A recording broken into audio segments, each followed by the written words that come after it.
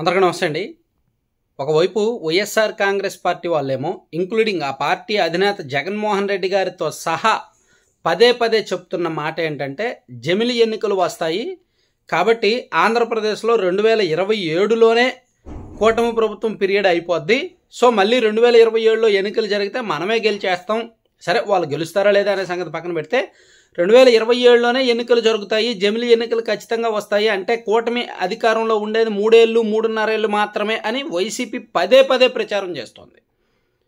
అంటే ఆ పార్టీ ఏదో సోషల్ మీడియాలో పిల్లలు లేదంటే వీళ్ళు ప్రచారం చేశారంటే అనుకోవచ్చు, లేదా పార్టీలో నియోజకవర్గ స్థాయి నాయకులు మండల స్థాయి గల్లీ నాయకులు ప్రచారం చేశారనుకో అనుకోవచ్చు. కానీ రాష్ట్ర స్థాయిలో ఆ పార్టీ అధినేత బాస్గా ఉన్న జగన్మోహన్ రెడ్డి గారే చెప్తున్నారు 2 ఏళ్లకు ముందే గవర్నమెంట్ కూలిపోద్ది, 2 ఏళ్లకు ముందే ఎన్నికలు వచ్చేస్తాయి కాబట్టి మనం సిద్ధంగా ఉండాలని. సో కానీ చంద్రబాబు నాయుడు గారు గతంలోనూ చెప్పారు, నిన్న కూడా చెప్పారు చాలా స్పష్టంగా, జమిలి ఎన్నికలు వచ్చినప్పటికీ ఆంధ్రప్రదేశ్లో మాత్రం 2029లోనే ఎన్నికలు జరుగుతాయి అని చెప్పారు. ఇందులో ఏది వాస్తవం? ఆంధ్రప్రదేశ్కి ఏమైనా ప్రత్యేకంగా చట్టం ఉందా 2029లో జరగడానికి?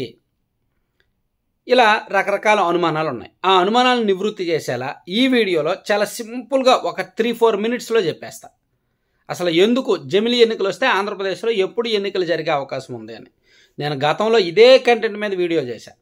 ఎందుకంటే గతంలో కూడా వైసీపీ వాళ్ళు టీడీపీ వాళ్ళు ఇదే రకమైన వాదన జరిగింది. ఇప్పుడు కొంచెం అప్డేట్స్తో ఈ వీడియో మళ్ళీ చేస్తున్నా.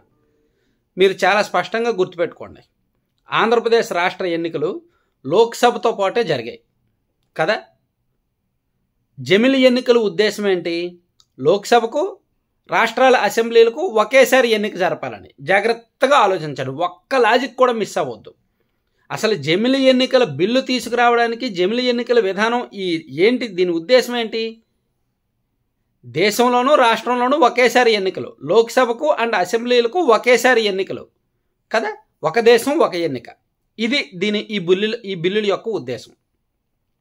ఆల్రెడీ ఆంధ్రప్రదేశ్ రాష్ట్రంలో లోక్సభతో పాటే అసెంబ్లీకి ఎన్నికలు జరుగుతున్నాయి కదా. ఆల్రెడీ దేశంలో పార్లమెంటు అంటే లోక్సభకి ఎన్నికలు జరుగుతున్నప్పుడే ఆంధ్రప్రదేశ్ అసెంబ్లీకి జరుగుతున్నాయి. 1994 నుంచి 99, 2004, 2009, 2014, 2019, 2024 మీరు గతంలో జరిగినవన్నీ అలాగే జరిగాయి. కానీ ఆంధ్రప్రదేశ్ సహా ఒక 4-5 రాష్ట్రాలు మాత్రమే లోక్సభతో పాటు ఎన్నికలు జరుగుతాయి. కానీ తెలంగాణలో ఒక 6 నెలల ముందే ఎన్నికలు జరుగుతాయి ఆంధ్రప్రదేశ్ కంటే, లోక్సభ ఎన్నికల కంటే. ఢిల్లీలో ఒక 1 ఇయర్ తర్వాత ఎన్నికలు జరుగుతాయి. ఒడిశాలో మనతో పాటే జరుగుతాయి, మనకంటే ముందే మనతో పాటే. మహారాష్ట్రలో మన 6 నెలల తర్వాత జరుగుతాయి. బీహార్లో మన 1.5 సంవత్సరం తర్వాత జరుగుతాయి. తమిళనాడులో మన ఎన్నికలు జరిగిన 1.5-2 ఏళ్ల తర్వాత జరుగుతాయి కదా. అంటే ఇక్కడ ఆంధ్రప్రదేశ్ అసెంబ్లీ ప్రత్యేకత ఏంటి? లోక్సభ ఎన్నికలతో పాటే మనకు ఎన్నికలు జరుగుతాయి. కాబట్టి ఇక్కడ జమిలి ఎన్నికల ద్వారా ఇతర రాష్ట్రాల అసెంబ్లీల్లో కాలపరిమితి మారుతుంది, కానీ ఆంధ్రప్రదేశ్ యొక్క కాలపరిమితి మారదు. చాలామంది ఈ లాజిక్ను అర్థం చేసుకోవాలి, మైండ్లో పెట్టుకోవాలి.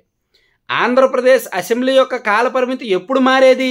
జమిలి ఎన్నికలు వచ్చినప్పుడు. ఒకవేళ లోక్సభతో పాటు మనకి ఎన్నికలు జరగకపోతే, లోక్సభ కంటే ఒక 6 నెలల ముందో, లోక్సభ కంటే ఒక ఏడాది ముందో, లేదంటే లోక్సభకి ఒక ఏడాది తర్వాత మనకి ఎన్నికలు జరిగితే అప్పుడు ఆంధ్రప్రదేశ్ అసెంబ్లీ షెడ్యూల్ మారేది. అసెంబ్లీ ఎన్నికల షెడ్యూల్ ముందుకో వెనక్కో జరిగేది కాదు కదా.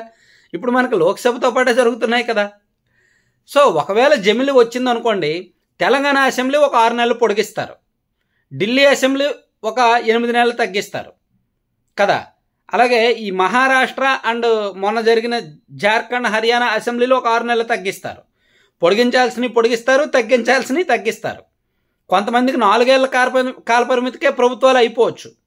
ఒకవేళ 2029లో జమిలి వచ్చిందనుకోండి, ఢిల్లీలో 2025 జనవరిలో ఎన్నికలు జరిగాయి అనుకోండి, అప్పుడు 4 ఏళ్లకే ఢిల్లీ కాలపరిమితి అయిపోద్ది కదా. ఒకవేళ 2029లో జమిలి నిర్వహించారనుకోండి, తెలంగాణ అసెంబ్లీ 2028లో అసెంబ్లీ జరగాల్సింది 6 నెలలు పొడిగిస్తారు. కానీ ఆంధ్రప్రదేశ్ అసెంబ్లీకి లోక్సభకు ఒకేసారి ఎన్నికలు జరిగాయి కాబట్టి కేంద్రం స్థాయిలో లోక్సభ ఎన్నికలు, రాష్ట్రాల అసెంబ్లీ ఎన్నికలు యాజ్ పర్ షెడ్యూలే నిర్వహించే ఉద్దేశంలో కేంద్రం ఉంది కాబట్టి 2029లోనే జమిలి ఎన్నికల కింద దేశం మొత్తం ఎన్నికలు జరిగితే అప్పుడు ఆంధ్రప్రదేశ్ షెడ్యూల్ ఎందుకు మారుద్ది? మారదు కదా. సో కేంద్రం ఇక్కడ జమిలి ఎన్నికలు నిర్వహిస్తాము అంటుందే తప్ప ఒక 2 ఏళ్ల ముందు మేము పార్లమెంటు పదవీ కాలాన్ని వదులుకొని జమిలికి వెళ్తామని చెప్పట్లేదండి. అది జాగ్రత్తగా అర్థం చేసుకోవాలి.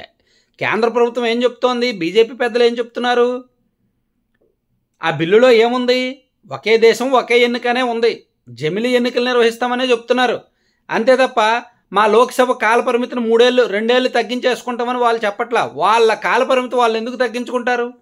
5 ఏళ్ళు వాళ్ళకి ప్రజలు అధికారం ఇస్తే ఏడాదో 2 ఏళ్ళలో వాళ్ళు ఎందుకు తగ్గించుకుంటారు? బుర్ర బుద్ధి కామన్ సెన్స్ లేని వాళ్ళు 2 ఏళ్ళు తగ్గించుకుంటారు, 2027లోనే ఆంధ్రప్రదేశ్లో ఎన్నికలు వచ్చేస్తాయి అని అనుకుంటారు. అలా అనుకోవడం వాళ్ళ భ్రమ. అలా చెప్పినందుకు కూడా నన్ను తిడతారు, అది వాళ్ళ కర్మ. అలా భ్రమలోనూ కర్మలోనూ ఉన్న వాళ్ళని ఎవరూ మార్చలేరు. నేను చెప్పేది ఏంటంటే కొంచెం బుర్ర పెట్టండి. కేంద్రం వాళ్ళ కాలపరిమితిని తగ్గించుకొని 2 ఏళ్ల ముందు లోక్సభ ఎన్నికలకు వెళ్ళదు. అలా వెళ్తే ఆంధ్రప్రదేశ్ ఎన్నికలు కూడా వాళ్ళతో పాటు జరుగుతాయి. కానీ కేంద్రం వెళ్ళదు కాబట్టి ఆంధ్రప్రదేశ్ అసెంబ్లీ కూడా ముందు రద్దు అవ్వదు. యాజ్ పర్ షెడ్యూలే జరుగుతాయి. మన రాష్ట్రం వరకు, మన రాష్ట్రానికి ఎందుకు ప్రత్యేకత అంటే లోక్సభతో పాటే మన ఎన్నికలు జరిగాయి కాబట్టి. ఇంత చక్కగా అర్థమయ్యేటట్టు చెప్పినా సరే ఇప్పటికీ కూడా 2027లో వచ్చేస్తాయి, 2026లో వచ్చేస్తాయంటే చెప్పాను కదా, భ్రమ కర్మ. భ్రమకి కర్మకి మధ్యలో బతుకుతున్న బతుకులు చూసి జాలిపడడం తప్ప ఇంకేం చేయలేం. Thank you.